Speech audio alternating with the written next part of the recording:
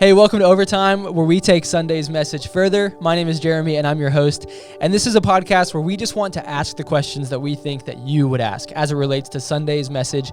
And as we do so, we hope that it helps you grow in your life and your faith. With that being said, be sure to hit that subscribe button so you can stay up to date on all of the podcasts that are coming out. Not only that, hit the like button, because when you do so, it helps us help other people. And if you ever have a question about Sunday's content or about Overtime, you can submit those to overtime@npaustin.com, and we will be sure to get to those in future podcasts. So with that being said, here's a quick recap of Sunday, and then we're going to jump into our conversation today. All right, everybody, welcome to episode 62 of the podcast. Yeah, and whether this is the first one you've ever listened to or all 62, this is actually a pretty unique episode because this is a bonus episode. Maybe our first bonus episode. Yeah, I don't know what welcome to the bonus episode. But we're just calling I it like that. bonus stuff. Yeah, it feels more exciting. Buy this and then you get this additional stuff. Yes. You know, sometimes you buy that thing at HEB and then you get the queso. So that stuff works on you. Oh yeah. Okay, that's great. All right. Well, anyway, so it's going to be an extra exciting one for you then, Buck, today, because we are in between Christmas and New Year's, and so we are heading into that special Sunday a year just as a big thank you to all of our volunteers at Northpoint. So many people behind the scenes that make Northpoint happen every single week. It really is extraordinary.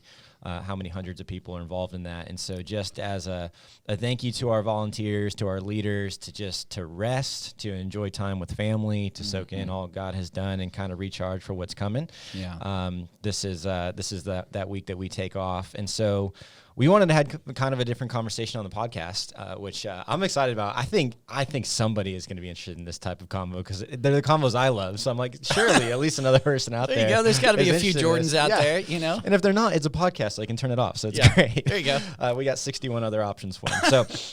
But basically what I wanted to do, kind of heart behind this conversation today, is I have told so many people, and I was realizing as we were talking about this, I'm like, Buck, I don't know if I've communicated it to you, but I will tell people all the time, as amazing as Buck is on stage, he is 10x as gifted off stage and one-on-one type of convos, because you have this ability not just to listen, but also you're a dreamer, you're a vision caster, and to sit on the other side And of a you. squirrel chaser. And a squirrel chaser. So don't forget that. It's going to be a little random and unexpected, Sure. but most people are going to walk away very inspired, ready to run through a brick wall or whatever that phrase is supposed to be. So, and so I was like, man, that would be cool just to give people that window or that opportunity. Obviously we're at a size where you can't have 700 one-on-ones. You'd love to if you could pause time and do that, but and so maybe give people a little bit of a window into that. And basically, we're just going to kind of talk about state of Northpoint and kind of where we're at today, some of our learnings in the last year or two, celebrate some of the things of 2021 and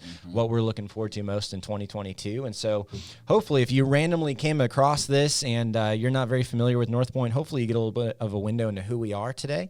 And if you're a longtime listener, hopefully this is kind of a deeper dive behind the scenes of some of the things we're working on and dreaming of, almost kind of like if you're sitting around a leadership team, conversation or something like that. Yeah. So Awesome. I think to start where we're going, it actually might be helpful to revisit a moment that's slowly becoming like kind of a legendary moment on our staff, Right. Which is a leadership team conversation that actually didn't take place in 2021. It was the summer of 2020 and sparked a lot of the change and new that we saw in 2021. And that was we're a couple months in a lockdown, and you posed the question to our leadership team. You said, if we could never meet again, what would we do? If we could never meet in person again in this building, not because you believed or thought that was the case, but because we had been in this mode of just kind of surviving for a while, and you had this burden on your heart to be like, there's such an opportunity before us to engage people in ways that we never have. Let's just play this exercise out for a moment. What would we do? And so I wanted to start with that to say, like, what was some of your kind of heart or motive behind why you wanted our team to think through that question? Well, so this is going to sound weird for a second, but I think the context will make sense. Okay. So one of the things I've learned on the other side of Denise, my counselor, is that I have a high degree of manipulation, and so and I knew that beforehand. And in fact, a friend, I don't know, 15, 20 years ago, just said, "Buck, just tell people what you want on the front end. Like just don't try to manipulate them. Just tell them what you want on the front end." So as you asked the question, I was thinking, well, part of it, I was trying to manipulate the team. And so, thanks for the honesty, I guess. So there's no real purity in this. No, but here's what I mean by that is that, sometimes if you ask a question and it's just like a medium flavored question, you're going to get kind of medium flavored like outcomes and innovation and creativity. Sometimes you have to ask the extreme, like go a little bit dramatic. And what that does, it just pulls out a little bit more innovation, a little bit more creativity. It pulls people beyond what they thought they're capable of. It pulls their thoughts, it pulls their ideas. And so that was honestly the question, because I knew at that time that we had to move as a church. We had to think different as a church. We had to get out of the box, perhaps, that we had been in, and to pull people as far as I could. Sometimes, you got to ask that kind of question. So that was the spirit of the question, was that to go, hey, what could we do? And what if we could never meet again? Yeah. But the other part of that question, I think, as you alluded to, is I think there's so much more for the church. I think there's so much more. I think the best years are going to be ahead of us. And I'm super excited for that. And so I knew that the church has to do something different. Yeah. And COVID was one of those things that, everybody's got their version of like, hey, why is this happening? Is there any purpose behind it? Is there, is God involved and all this kind of stuff? What I felt like with COVID is, for at least the church, it's and I've shared this publicly, it feels like an inflection point. It feels like it's kind of a forced reality moment for the church. And I say that because previous to COVID, something we talk about in our leadership team all the time, and I've talked about for years and years and years, is the decline of the big C church, like the church in America. Yep. And that we're moving more and more and more to a postmodern place to go, church was something my grandparents did. Church was something my parents did, just not something I do. And it's not relevant to me. So we're moving faster towards that. I knew that, going into COVID, 50 to 60% of churches don't see a single person get baptized. In other words, not one single person crosses the line of faith in a given year. That, I think the stat is like 80% of 11th graders are walking away from church. So it's like all this activity, like Sunday school activities and traditional churches, all these dollars being spent, you're not seeing one single person cross the line of faith, and you're seeing the next generation walk away from church. And in terms of like just attendance, it was on just a fairly steep, dramatic decline. And it was in such a decline going into COVID that they were having to change the definition of a regular attender. And when I say they, it's like Barna and people doing the research in terms of what's happening in the church in America. And so, part of my wiring is, I come from a corporate background. So when I sit around the table and I'm going, guys, like, here's what's going on. There's something in me that doesn't necessarily want to over spiritualize it and say like, hey, let's just keep praying. And I'm not saying we need to keep praying. Right. Let's just read the Bible more. And we should do that. But there's something else in me that's like going, what are we doing? Right. Like in any other context that somebody is like extraordinarily intentional or wants to make a difference, they're going, what are we doing? Yeah. Guys, we gotta figure this out. Like team, we've got to figure this out. Right. And so that momentum was going into that moment as well. Yeah. So it was trying to pull the team beyond what kind of the status quo or some of the ideas that we may have. Yeah. And feeling the pressure of going, this is an inflection point. What's happened in the church to this point, COVID just exacerbated everything now. Right. And now who knows what the church is going to be like as perhaps we come out of COVID. Right. Yeah, I think the word that you've used a lot that is clarifying is like it accelerated things, right? And I think that's what helps people to contextualize and understand this wasn't an overreaction, really even too dramatic of a question to ask, because what we're really just saying is like, okay, a generation that maybe would have engaged by 2030, people that were kind of like hanging on out of obligation or by a thread or whatever it might be. Well, now that just happened in 2020 instead. It's like that's where we were going. We're following like 10 years behind Europe, all the language you've already used, kind of this post-modern, post-Christian kind of era. And it pulled it forward to be like, okay, the future's already here.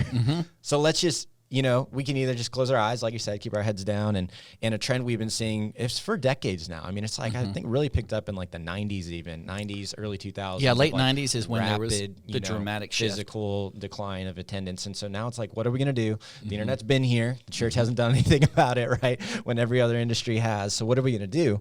And that just for me, I mean, there were other, but for me, it's the most symbolic moment to be like, okay, the conversations really from that day seem to have been pretty fundamentally different for us for the last like 2 years now.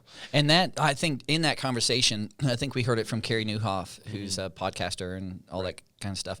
But he interviews a lot of people in the church around the world. So he's got a fairly good pulse. And he just said, I think the statement he said that we used in this is for years and years and years, the church has spent millions and millions to reach thousands and thousands.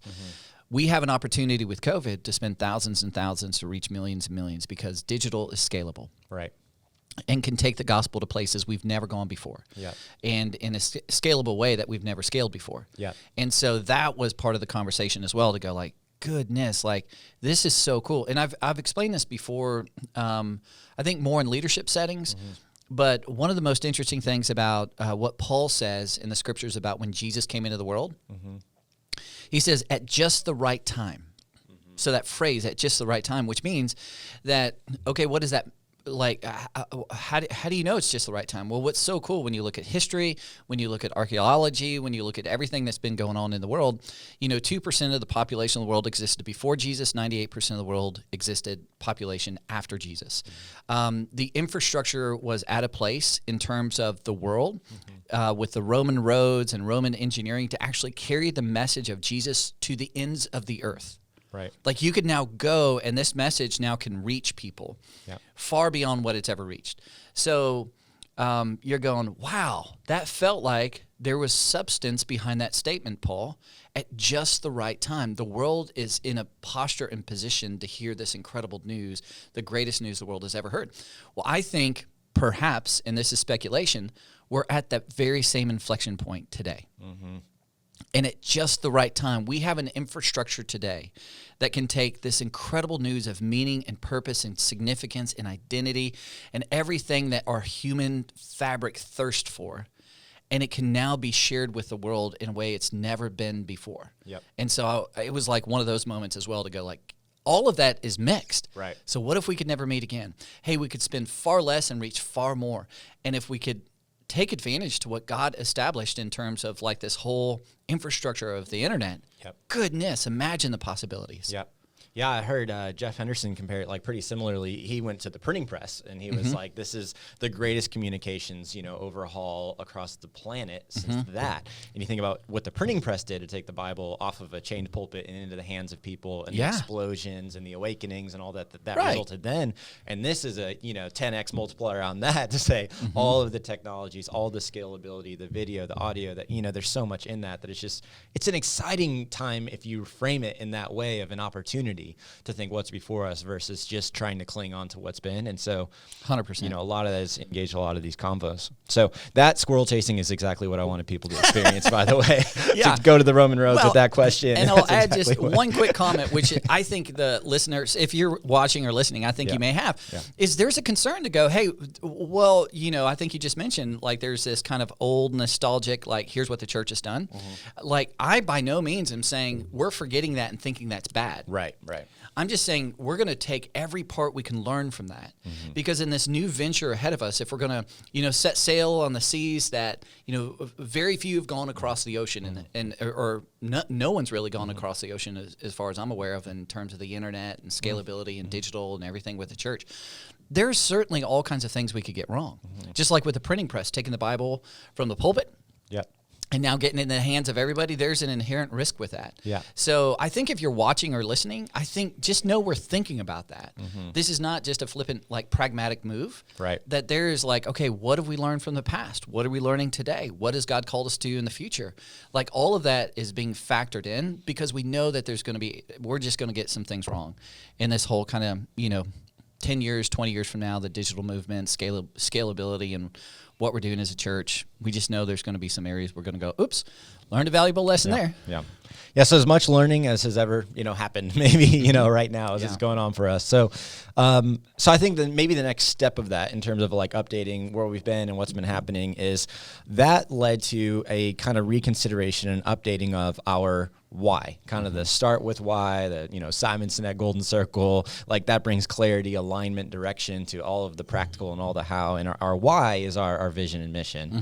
And so we said, let's talk about those, because the heart of those we know we're married to. The heart of those, some version of, pointing people towards Jesus is going to be the same. But we did recognize that the way that those were worded were structured in very much a way of like an old thinking of getting people to a physical seat in a physical building and so on. When you talk about creating churches that unchurched people love to attend, right. Like the end goal is come sit in a seat. We were like, that's not really what we're trying to do today. That's an element of it. Yeah. And certainly, yes, we want people to engage and be in community and be in connection here in this building for sure. There's a great piece of that, but it's just not the only thing that we're trying to do by any stretch of the imagination. We're thinking way bigger and beyond that. And so it led to an examining of some of those. And so I think if you want to, you could choose which one you want to start with, vision or mission, just to say, hey, what is the new if people haven't heard it, and maybe why did we adjust those a little bit for what we're dreaming of, maybe over the next 10 years. Yeah, I think, you hit the nail on the head. I think it was like, the spirit of our vision and mission was very in-person attendance. Now, we could try to contextualize it and massage those statements to go attend online and in person, But at the end of the day, the heart of that was to go, can we see the people in our community, the people in our city attending churches all throughout the city? And one of our big vision, big dreams was to plant hundreds of churches around the city of Austin. That are really, the heart of those churches are with people who don't go to church. How do we engage them to get them to attend church? Right. That was the spirit of that. So, as we thought about what we've learned in the past, as we thought about COVID, as we thought about the digital, as we thought about scalable, one of the things that we knew is that there is a changing climate as well in our city. And so, I've mentioned this as of late, but like 1.8 million of people, approximately, out of the 2.2, 2.3, church is not just part of the rhythm. Church is not something they're seeking. Church is something that maybe they grew up in, but it's just not part of. And then in addition to that, and you probably have more context on this, but 900,000 people out of the 1.8 million would be considered nuns, those people, individuals who have no religious affiliation. And all the research says that, again, they're not antagonistic, like anti-church, like church is terrible. They're just like, I'm not interested and I'm not going. So meaning, if the research is correct, they're never going to walk in a building. So our vision is now, old vision is now coming face to face with that reality. Right. And face to face with the reality, the internet is here and digital is the way forward. And so, okay, how do we process that? So that drove really our vision, our new vision, which was going, what do we hope to do? Like our heart from the beginning of Northpoint is there's way too many people who don't go to church in Austin. And that's not the big issue. The big issue is, if they're not going to church, then they're not growing or knowing or being inspired to follow Jesus. Like Jesus isn't relevant. And so everything else in the culture is going to become more relevant. Jesus says so much about life, teaches us. And I think what he says, I've come to give you life and life to the full, it's true. So if Jesus is here to actually give every single person in Greater Austin life to the full, help them be fully alive, help them know their identity, know their worth, know their significance, live a life like every day they wake up with meaning and purpose. That's not because Buck says it. That's because Jesus offers it and is for them. Then we said, okay, we've got to rethink our vision. So our new vision is to make Jesus relevant. What can we do? What are the methods and methodologies and structures and systems to make Jesus relevant for everyone in Greater Austin? And Greater Austin has always been our heartbeat. If it goes beyond that, fantastic. God's will be done. Yeah. Yeah. But our big, crazy, ridiculous goal that we pray for, in our leadership teams, we will finish our prayers this way. God, here's everything we're doing. Our greatest hope that we put before you is one day to reverse the numbers. That one day we would see, instead of 1.8 million or whatever that is, 10 or 20 or 30, let's see 1.8 million people engaged in a church movement and inspired to follow Jesus, and that he is so relevant in their everyday life, in their marriages, in their families, in their purpose, and their meaning. So that's our vision. We changed that. We felt like that's far more scalable than a building. It can be a building. Yep. Hey, we're all attending, but it could be online. It could be in homes. It could be in communities. It could be in coffee shops. That making Jesus relevant, what can we do? And that feels like what Jesus said in Matthew 28, go and make disciples. Okay, go make me relevant because I'm relevant. Mm-hmm. So go find every creative, innovative way to go do that and teach them the things about me. So we said, okay, let's do that. And that felt like much more, that gives us a runway for our future. Yep. That says, hey, in the next 20, 30 years, as we hand what we have done to the next generation, we've handed them something that can scale with that vision. Yep. Yeah, and I think it's something too, it's clearer to people. You know, I think in the old vision, like, you know, hey, Bible scholars understand that church doesn't connotate a physical building and drywall and square footage and all that kind of stuff. But in our culture, when people hear church, it's what they think. And so it does feel like we're trying to drive people to a building versus, you know, the way we insider might interpret that as to a movement, a gathering of people, you know, focused on the person of Jesus Christ. But now this is like, okay, this is clear. It's about Jesus. It's a relationship with Jesus. And that word relevant captures so much, because relevant doesn't mean like cool and trendy. You know, relevant means we're thinking about like, how can we show up in people's lives in a way that meets their immediate felt needs, where they understand how Jesus adds value to their life. So this is now like, okay, I'm actually in my day-to-day life, I'm understanding how these two connect. It's not this 1 hour thing that happens on Sunday, but it's intermingled. It's, you know, all intertwined together. And so 100%, there's so much in that we loved about that word. And as a result of that, we're like, okay, if now that's our kind of big vision, that reversed the numbers, we're going to make Jesus relevant for everyone in Greater Austin.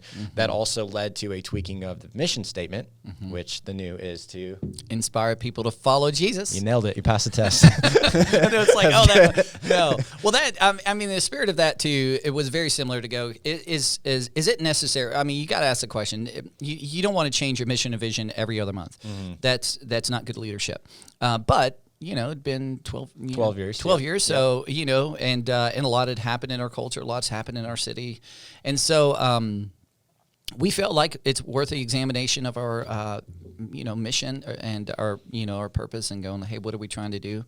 And so we felt like, you know, our previous mission statement was to lead people in a growing relationship with Jesus Christ.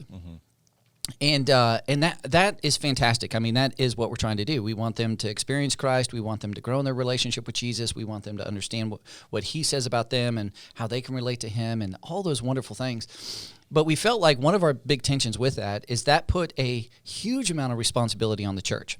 And I'm not abdicating responsibility or, you know, saying, hey, we're just going to take a passive approach. But oftentimes it puts far too much to go like, if I'm not growing, it's the church's fault. Right. If Jesus doesn't feel relevant, it's the church's fault. If my kids aren't behaving, it's the church's fault. If, you know, my marriage isn't feeling sexy, as I like to say, it's the church's fault. And I'm not, again, I want to be really careful, because I do understand there is this partnership, or there's this kind of relationship with the church.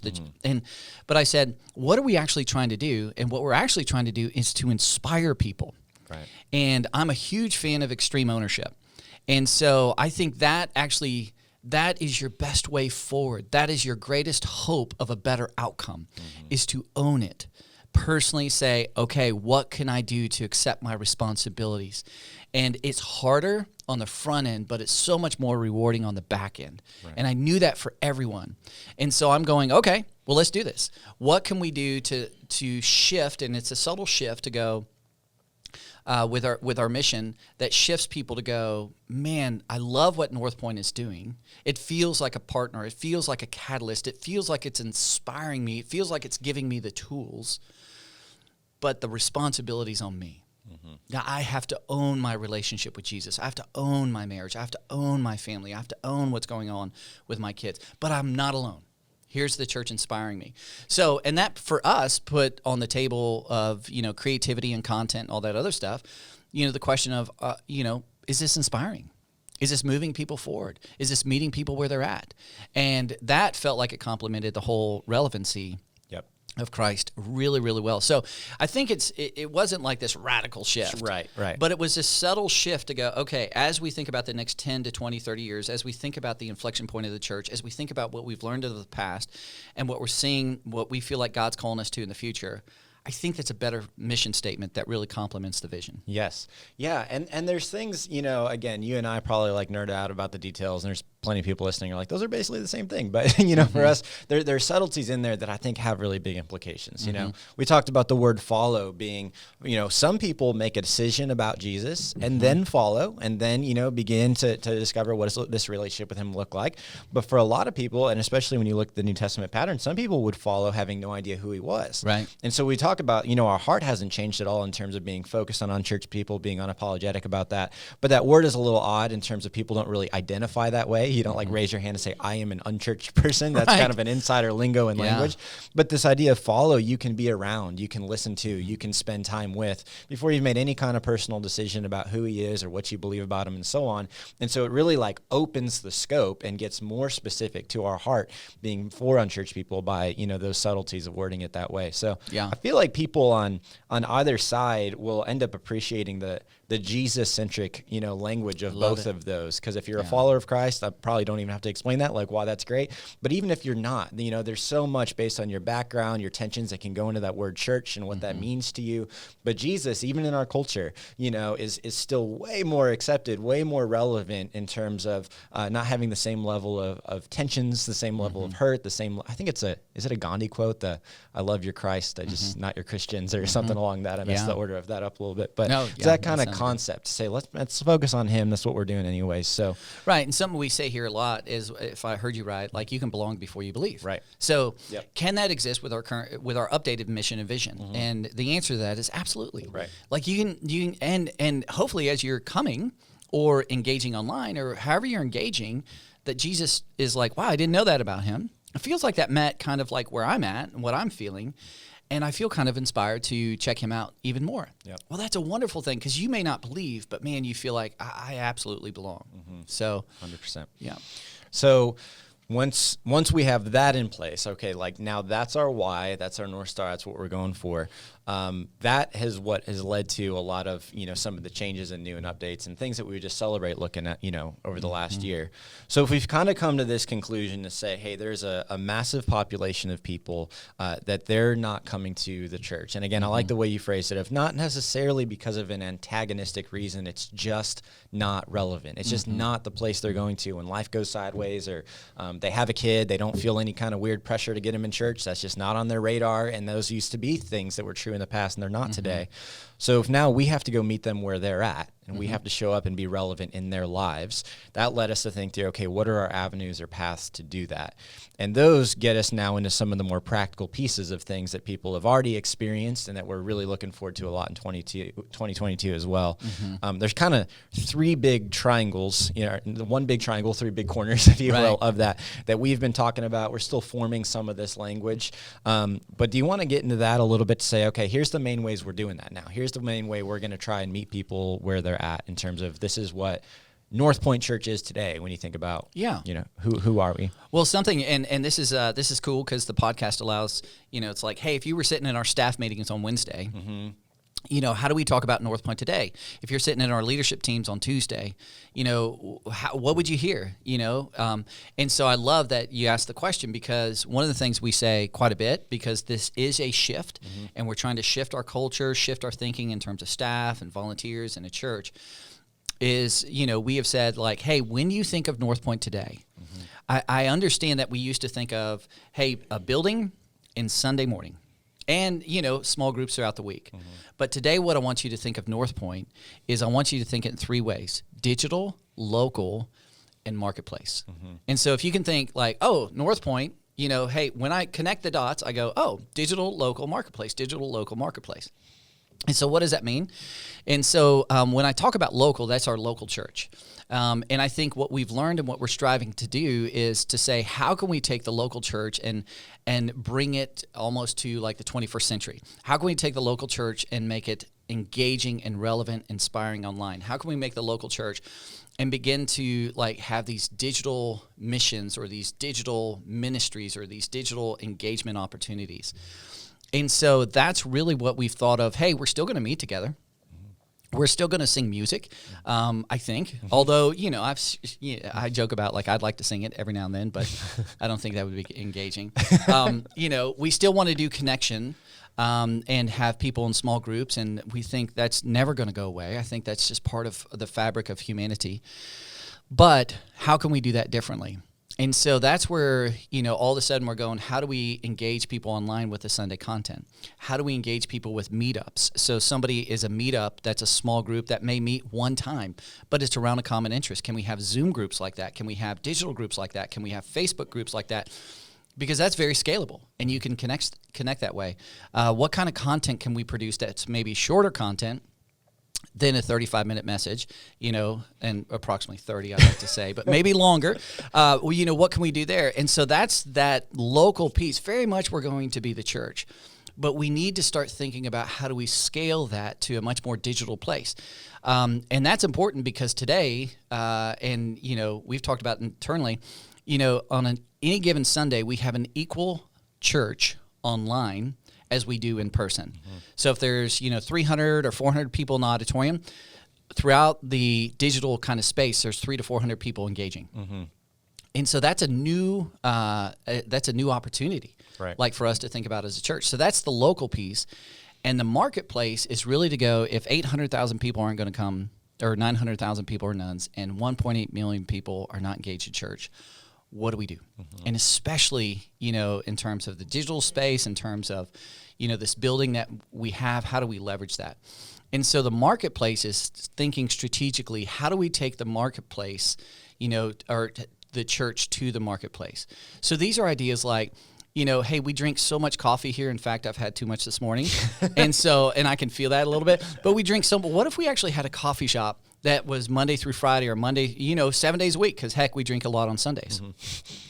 That could engage, that could engage a lot of people who would never come here on a Sunday, but they come because it's great coffee, or they come because it's a great environment. Or what if we had like this co-working space that was a technology center, because we do podcast and we do YouTube and all that kind of stuff. And people, the infrastructure for that's expensive. Well, we're already doing it. We don't use it 24/7. So what if we created space in here for people to go, hey, I don't come here on Sunday, but I'm telling you, I walk in here and I use it, and it's very, helpful to my life and what I'm doing professionally, what I'm doing personally.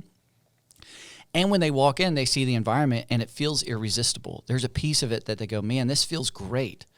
Like, what if we did things like that? What if we actually created a counseling center, mm-hmm, and leverage this building for that? I mean, how many times you or I have met with people and we said, I can give you a lot of biblical guidance, but I'm not a licensed counselor. Right. But what if I could walk down the hall and say, here's my friend Josh, mm-hmm, and Josh, is a qualified career switch. Josh. Yeah, Josh, here you go. Media to counseling, and he is a licensed counselor, mm-hmm, but he's also a follower of Christ, mm-hmm, and what if he could walk with you 5 to 10 weeks or however long, mm-hmm, and you're going, wow, that's amazing. Plus, if you're not engaged in church and you're going through grief or depression or anxiety, and on Thursday nights you hear about this place that, hey, there's this anxiety group, it's an 8-week group, it costs X amount of dollars, which we would try to subsidize as a church, and it adds value to my life. I feel more free today, I feel more hope today than I've ever felt. Yeah. Now all of a sudden people are like engaging this building, mm-hmm,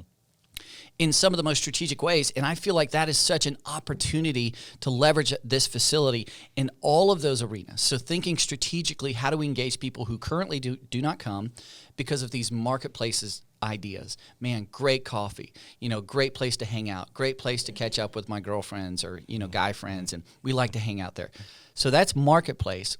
And then digital is all about how do we go to the people that are never going to come to this building. Mm-hmm. In other words, I mean, there's people in South Austin, East Austin, and I'm not saying they wouldn't make the drive. That I don't know how sustainable. Sure. But like, how do we begin to engage people specifically if we go back to the 900,000 people in the city who are nuns? Yep. And if the research is correct, they're not going to ever come. Yeah.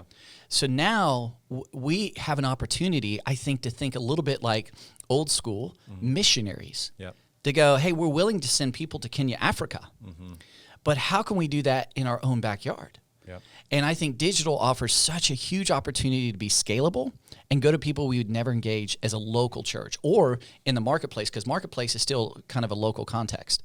Yeah. And so this then goes, what kind of digital content would do that? And this is where we're thinking about, felt needs, and what are you thinking about as a young parent? What are you thinking about as a 35-year-old white-collar man who's playing video games, and loves to laugh a lot and loves to watch comedy, and okay, how do we begin to engage them? Because there is a systemic kind of setting in of loneliness that's happening as well. Well, goodness, I mean, Jesus in the scriptures and God has so many valuable things to address that. But he also says to us to be, in the scriptures, wise as serpents, soft as doves. Paul says, be wise in the way you act towards outsiders, people outside this movement of Jesus Christ. So maybe we could do, some content that is engaging a felt need, that people go, wow, that was fun, that was relevant, that met me where I was at. I wonder what that's about. So it may not be like, hey, Jesus is the answer, but it may be, here's an incredible story about whatever's happening, or somebody interesting in the city, or a felt need, and somebody goes, man, I love that. That was helpful. That met me where I was at. And then I think there are steps to take digitally to move people to go, hey, or to engage people to go, oh my gosh, at the end of the day, that was all about Jesus. And we inspired them to follow Jesus. So how can we do that digitally? So that's a really long answer to say, the 3 parts of Northpoint today are, when you think of it, there's a local church context that we're trying to continue to make digital. There's the marketplace context where we're taking, the church to the marketplace. And then there's the digital context that is going far beyond the people who would ever come in a local context as a result of marketplace or as a result of the local church. Yep. I know it was long, but I think that's the whole point of this, context is like, man, we can sit and do that because it is so helpful to be like, this is where we're going, and we're going to ask people to volunteer for this, and we're going to ask people to give to this, and we're going to ask people to pray for this. Like, this is, who we are going forward when people think of Northpoint. So I think that the context is so helpful. Right. And I won't, you hit all the pieces. I won't add a lot to it. I think there's a couple rallying cries in my head, that I think of. One of is, Barry Cox, who is leading our marketplace initiatives, and we'll celebrate some of those here in a second that are already happening. I love the way he phrases, man, the big burden on my heart, speaking for him, is he's like, I want to know, like, if Northpoint didn't exist, would our community miss us if we were gone? And he was like, I want the answer to that to be like a resounding yes, that we're so integrated into the community, not even just in terms of community service aspects and all the cool stuff that we've just done around Christmas time and all that, but to be like, it's such a center place of exchange of ideas, that we're in the community, that leaders, that startup businesses, that, counseling, like you said, that this is the place where I go for hope and help and connection and all that. If that was gone, there would be a big gap in our city, and so that's been a driving piece for him in terms of the why.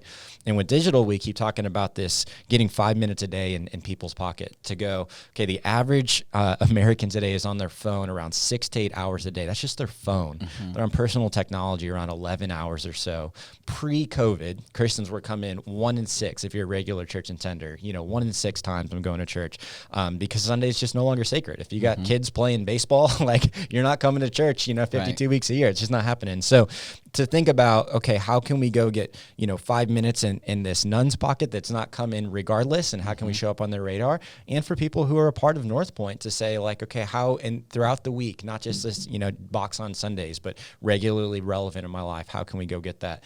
And for me, just like personally inspiring to all of this conversation has been 1 Corinthians 9, when Paul, he lists this whole long thing of, he's like, though I am free and belong to no one, I've made myself a slave to everyone to win as many as possible. And he's like very clear, like, yes, I think big. Yes, numbers matter to me because numbers represent people. They represent lives. They represent people made in the image of God. And he lists all these, to the Jews, I became like a Jew, to the Greek, like the Greek, and all that. And he goes to the end and he says, to the weak, I became weak. To win the weak, I've become all things to all people, so that by all possible means I might save some.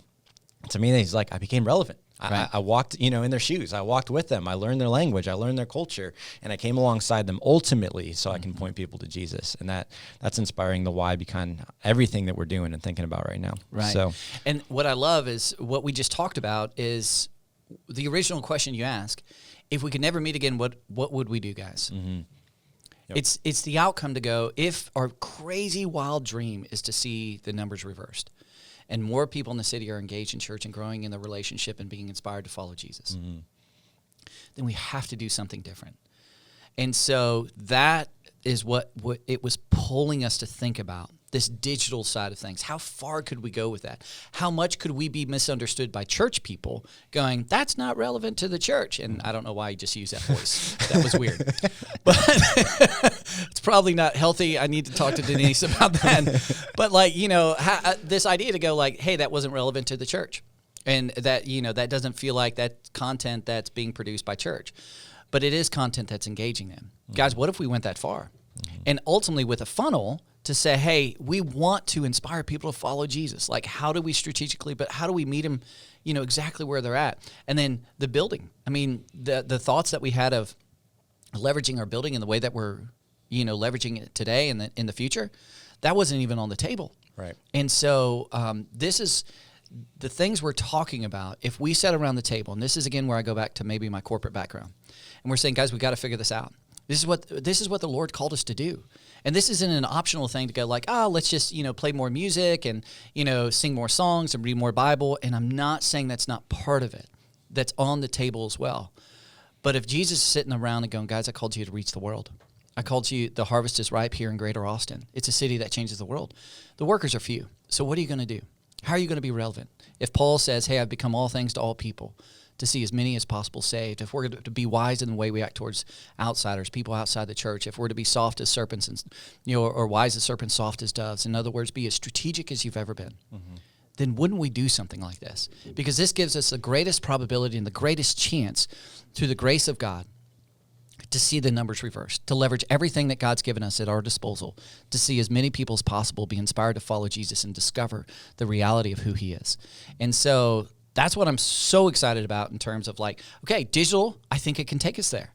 I think marketplace can be another big step to take us there.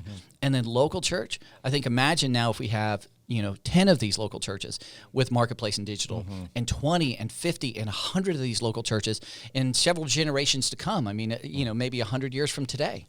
I mean, I think there's a possibility to actually see the city, the numbers reverse. So hopefully that makes sense in terms of the why we're doing this and what Christ has called us to do. Well, I did tell people up front that you're a dreamer, so you're continuing to validate it. Well, for there's me, several which I squirrel think is chasing great. too. So there's what about that? How moment? big is your God? Yeah. I think it's great. So, well, let's land on this because this is the last podcast of 2021. Let's just spend the last couple minutes maybe looking back, celebrating what have been your favorite moments of 2021 in light of everything we just talked about, the why and the mission, vision. So now here's some of the new things we're doing, and then maybe we can look forward to 2022, some of what you're excited about as well. So let's starting with this year is what just like hits you, what jumps out as like, man, I'm so grateful to see what God has done over this last year. Yeah, I think the thing that I don't know why this phrase gets my goat. I don't know where that comes from. I don't either. See, I tell you. I'm going to Google it and see if we have to cut it out. Or Yeah, who knows? The thing that just really, but the thing that always, it's just life change. I mean, that's the stories of life change are the things I'm like, man, thank you, God, for allowing me to be part of that. Thank you for allowing me to be part of this team because I get a front row seat to that. And so I think in 2021, there's been so many stories I met with, and they're in development, they're in process. So I wish I could share like every detail and every name and all that kind of stuff. But I met with a couple weeks ago, and he shared that he started attending Northpoint, he and his wife, because of a guy he worked out with and a few neighbors who came to Northpoint. They were like, hey, attend. And like this guy was like, I'll never attend. But they like guilted him and all these probably terrible things you shouldn't do. But it was like, it was in fun. It was all like in a relationship. Yeah. And so he said, fine, I'll watch it. And so because it was online and digital, he could watch. And he and his wife were like, they started engaging. They thought, okay, that was a little bit different than what they've experienced in the past. And then their same group of friends like challenged him to actually come in person.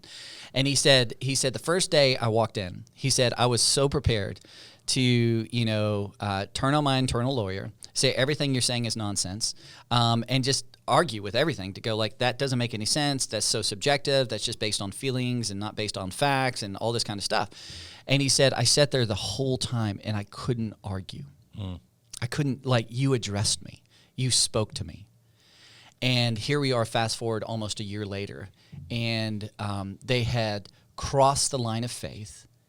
He's reading books about who Jesus is. We just did that whole series about what spiritual growth looks like, and discovering and following and knowing and Christ, and he was texting me and saying, hey, what chapter are we on right now, and hey, can you explain this? They're discovering things about their wiring and their past that are now impacting their marriage, and they want to invite Jesus into it.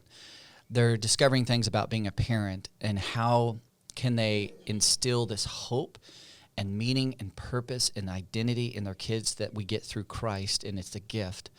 And I'm sitting there with them just listening to their story going, this is one of the greatest things I've experienced. Like, I get chills. That's why I said gets my goat. I mean, hopefully that's an appropriate statement. Maybe it's not. So I did Google it. Okay. And at least according to dictionary.com, it says to make someone annoyed or angry. Oh. This expression comes from a tradition in horse racing. Yeah, that wouldn't be appropriate. So I'll go to this. This is a good pivot point. J-Lo on American Idol, when I used to watch American Idol, says it gives me goosies. So, I think that fits more. Yeah. So that's one of the things that gave me goosies. Right. Good Lord, where are we going on this? That's good. So I think, I think there's so many stories. I met with a friend of mine I knew at Dell for a long, long time. And, she was kind of involved in a direction of life that most would say, like, gosh, that's just not something you'll ever, like, change. That's just not something that you will ever overcome. That's not something that, you really have any hope with. And I've watched a miracle before my eyes this year. And I have sat with her in my office, in the last, several months, for hours on hours on hours, just listening to her story and what God has done. And what she says today, when she says, Buck, I'm telling you, this is true today. It's a miracle. Like you could put 100 scientists, 100 atheists, 100 agnostic, and we would all sit there and go, your story is a miracle. Now, we would have questions about the story, but we would say that's a miracle. And I get to sit in that. And that happened, this year. I think Camp 75, I remember making that, decision with our teams and going, do we do it or do we not? Do we do it or back after a year off, too. Oh, my the appreciation of that moment. Well, and just the logistics with COVID, the fears that I'm not saying they're bad. I mean, I get it. That's the world we're living in. Yeah. And the one and only year with all 5 of your sons in it too, right? Yeah. All at the age.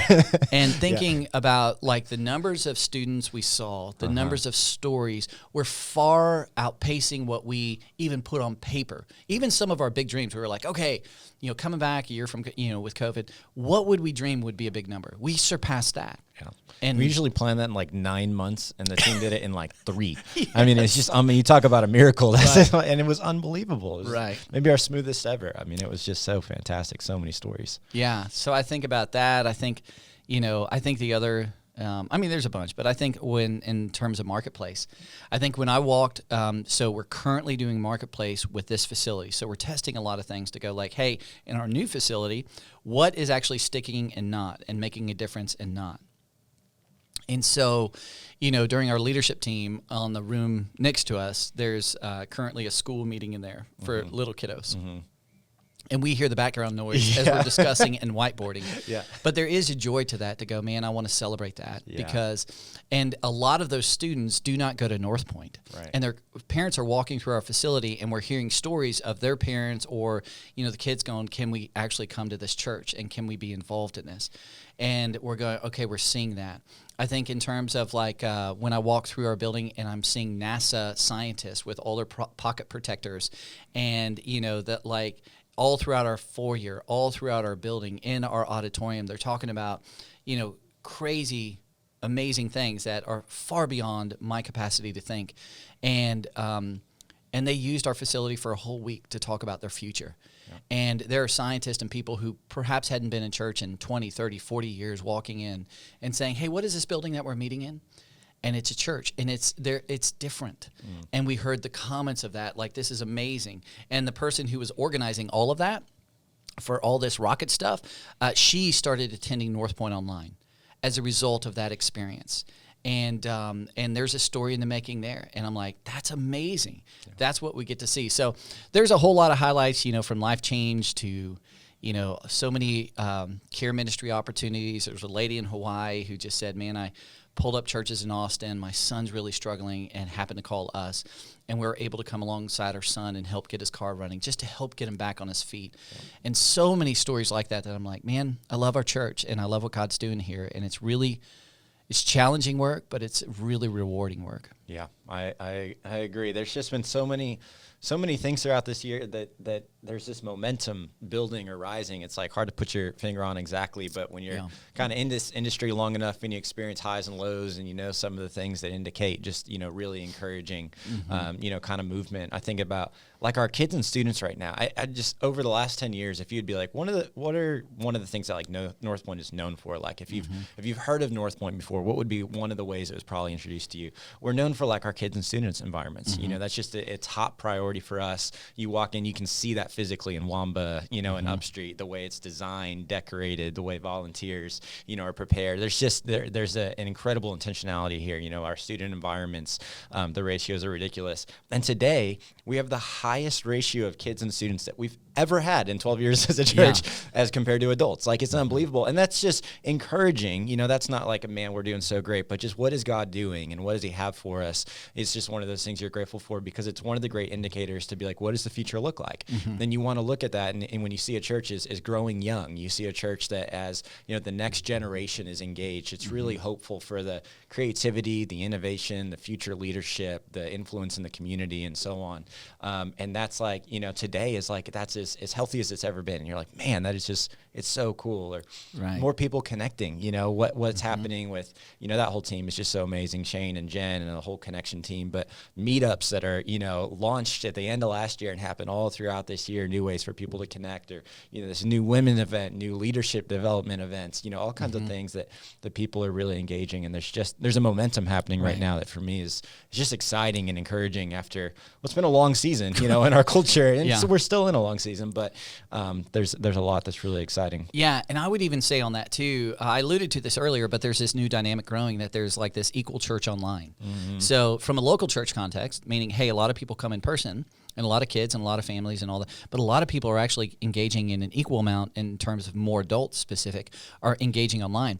And what's wild to see is that you take a snapshot pre-COVID, and you look at us like kind of in the midst / God willing coming out of, and the level of engagement, although the number of adults in person are not the same, but the level of engagement, when you look at all the meetups, when you look at short-term groups, when you look at very specific, like, hey, we're going to talk about marriage or parenting groups, when you look at couples groups, when you look at all that, that's actually larger engagement, percentages than we saw pre-COVID. Right. And so when you see things like that, you're like, there's a shift, there's an amazing inflection. And that is something that I just celebrate for 2021 and just say, guys, we can't lose sight of that, because for, essentially 12 years, we just looked in the auditorium, looked in the kids' spaces, looked in the student spaces and said, are we doing well? Yeah. And today it's a different outlook. It's a different measurement, but it's I think a grander celebration. Yeah. 100%. Well, I wanted to provide that moment just because, if you were kind of sitting in on any meeting here at Northpoint, almost I don't think that's exaggerating. Every meeting starts off with celebrations, because it's just as important to evaluate what's not working as to know what is working and keep doing those things, and ultimately just acknowledge what God is doing, that he's with us and for us. And so, that happens so often here. And a lot of times people don't get insight into all those stories that are happening, constantly. And so maybe the last thing here, just to wrap this, is what are you looking forward to most in 2022? What gets you the Goosies? What not gets me the Goosies? I don't know how you said it. What gives you the Goosies for 2022?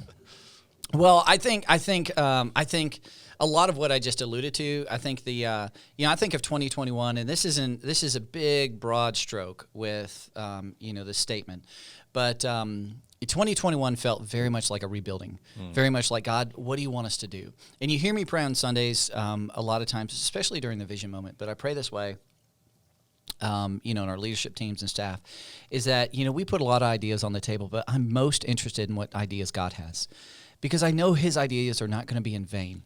And even the ideas that we're going to learn a lot of hard lessons that he calls us to, because we learn a lot through our mistakes and failures, probably far more than our successes. And so I know he's going to call us to a lot of those things, but I'm constantly going, God, what do you want us to do? And it feels like in 2021, like there's so many of these new ideas, from digital to marketplace to what we're doing online, engagement, bring the local church more digital, all that kind of stuff, that we're like, okay, God, it feels like you've given us a lot of ideas. And it feels like we've built a lot of infrastructure and a lot of systems around those ideas. And what I'm so excited about in 2022 is now we can hit the gas a little bit. Now we can start thinking about some forward-moving ideas. Now we can start thinking about how do we scale those things. And now we can start seeing a lot of the fruit from the efforts. And, organizationally, when you feel like you're in that kind of posture to go, we've done a lot of the hard infrastructure work, it's exciting. You're like, okay, let's go do this. Let's go do what the Lord's called us to do. Let's go do what, we've sat around and prayed around and, debated around and, whiteboarded around and all this kind of stuff. Let's go do that. And that's what 2022 feels like for me, is like, let's go do that. Because that's what the Lord's called us to do. And we've done a lot of work of discernment to go, God, what is the wisest thing for us to do? What's the most loving thing to do? What does love require us to do as a church, even if we're going to be misunderstood? And so I'm excited about that. I'm excited to see where marketplace scales. I'm excited to see where digital scales, what we have, the plans that we have kind of, coming up with that. I'm excited to see where, the students and our kids, thinking about how do we engage parents more effectively digitally? How do we engage students more effectively digitally? How do we engage our community with marketplace ideas and make Jesus more relevant with that? All of those things are on the table for me. And I'm also thinking a lot about, I think one of the most strategic things that seems to be at this point that would be a catalyst or an accelerant for all of those is our new facility. And I think we're so ridiculously close, but I want to be careful with every statement, because I've said that so many times. And then this, then COVID, and then, the banking, and then, all these kind of things which are truly outliers to go, okay, we're being responsible, we're being good stewards, we're working hard to make, get our building built. But I think we're really, really close to a breakthrough in 2022. So that gets me giddy and gives me some goosies. Understandably so. Well, I have to plug too, just because of my student background, but my life and W3 are both back this year, which I'm excited about. We're like less than a month away from my life for high school students, and then W3 follows in February. So we're getting close there too. But I would imagine we're overtime on overtime. I haven't been looking at the clock, but we're probably in that range. Sure. Maybe people have been listening to us 2x speed anyway, so we're just talking fast. That's pretty quick. Good. But anyways, thank you for having that convo. Really excited with you about all that is coming for the next year. And make sure, if you guys are listening to this right now, we have one more bonus episode coming out next week. 22 questions for Buck to reel in 2022. Like 22 questions. Fire you. What are you thinking? Yeah, some goofy, some serious. So that'll be fun as well. And then we will have services back in person and online January 9th. That's it. Awesome. Thanks, guys. Thank you.